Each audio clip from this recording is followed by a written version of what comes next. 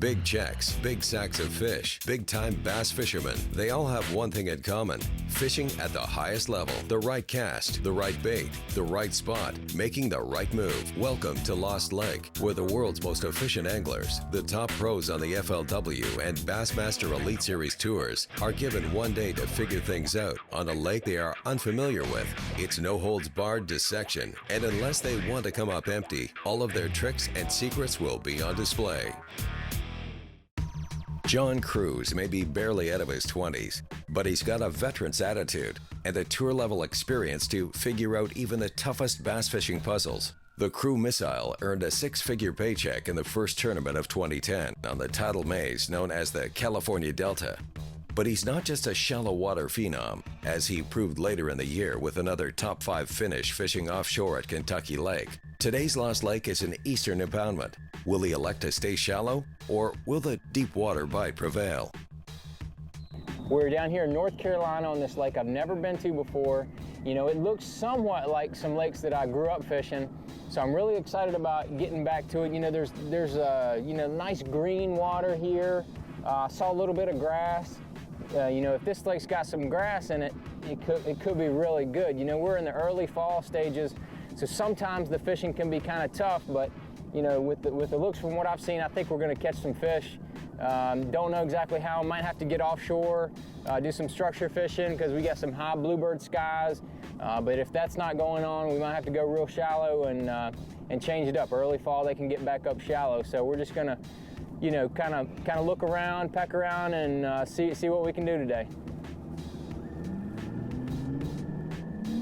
My first impressions of this lake were very optimistic. I mean, I saw shoreline grass right off the bat. Also saw shad flicking on the surface. I mean, wherever there's shad, always going to be fish. And I also saw isolated wood cover. That means that there were specific spots along the bank that I knew that I'd hopefully be able to pinpoint those fish. So I thought it was very good right off the bat. I was running up the lake here and saw a little bit of bank grass and some heavy shade. It looks like it could have a little bit of a channel swing up next to it, so I figured it was a good place to start, just trying to get a feel for the lake, see if there's any grass, you know, outside off the bank that it can't see. Just trying to get a read on it. Is there any tactic more fun and more exciting than fishing a buzzbait around shallow cover? Like most anglers, Crews knows it's not just fun, but also gives you a chance to catch a kicker fish early in the day. Furthermore, it's a method that enables him to cover water fast and on a new body of water with limited time. That's critical. Another thing I do on a new body of water, anytime I'm practicing, I always try to get close to the bank and kind of parallel it and keep an eye out for fish and see if I can see them. I just saw a nice, probably 3-pounder or so just swimming right down the bank, and he spooked off kind of easy, which told me I may need to, you know, make long casts for these shallow ones. You know, anytime I go fishing in the early fall or in the fall, I always start out in the morning with topwater. It's just a good way to put 1 or 2 fish in the boat, maybe even more, depending on what you get on. So I tried it hard this morning for about an hour, and I never had a single bite.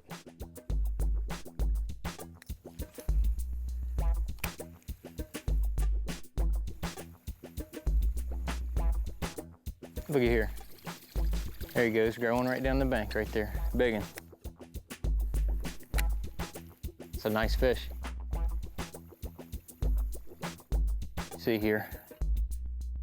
Spin around, see if I can get him going here. Watch this.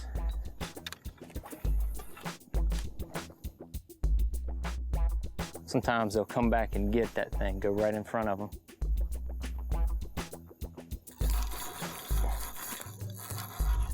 Good golly, the Miss Molly, son of a gun.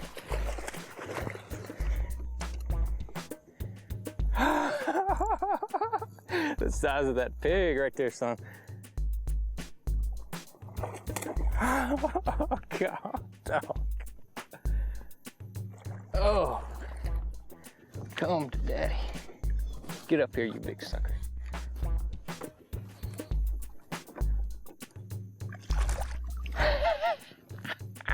Look at that.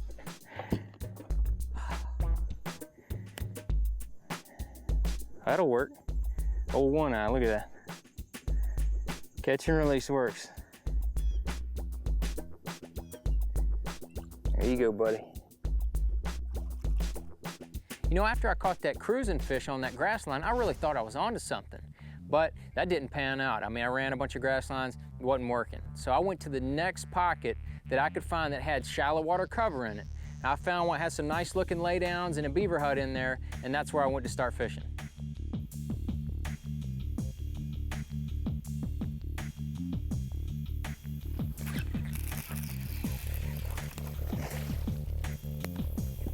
Ooh. A little guy. He hit it right in that laydown, took off with it. It's only the second or third laydown I've hit, so maybe a little something to that.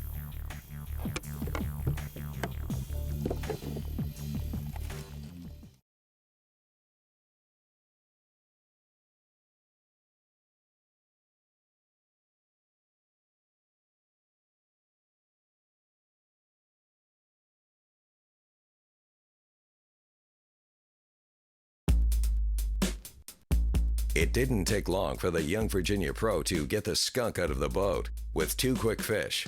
One of them, the kicker, every tournament angler covets. He's targeting shallow woodpiles and laydowns. Obvious cover. There's nothing wrong with fishing stuff you can see, as long as it continues to pay off.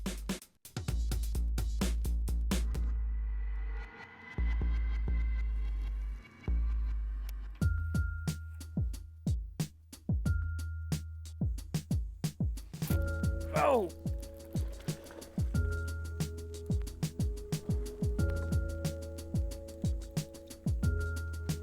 Yes, sir. Look at this sucker. Good God, he's pulling like crazy.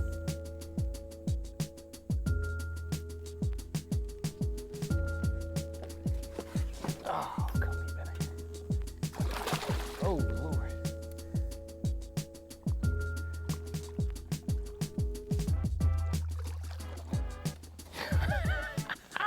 Look at that.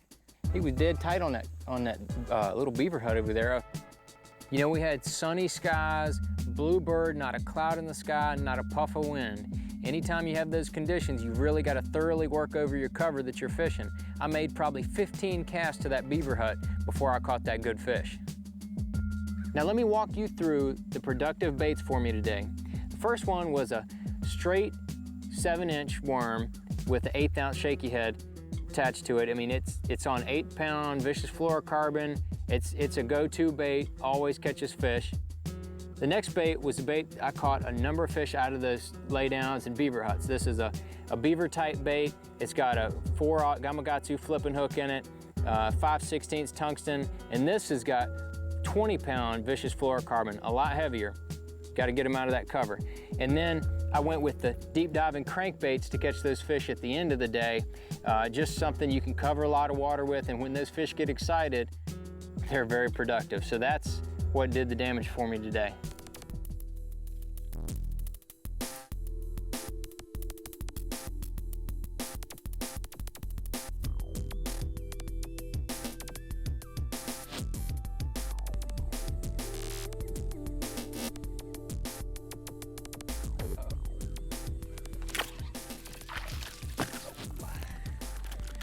A little one. Just like we've been talking about, another laydown fish. I mean, that thing was dead in there. I was just jigging it up and down right in that tree, and he came and ate it. That could have been a 7-pounder, but it wasn't.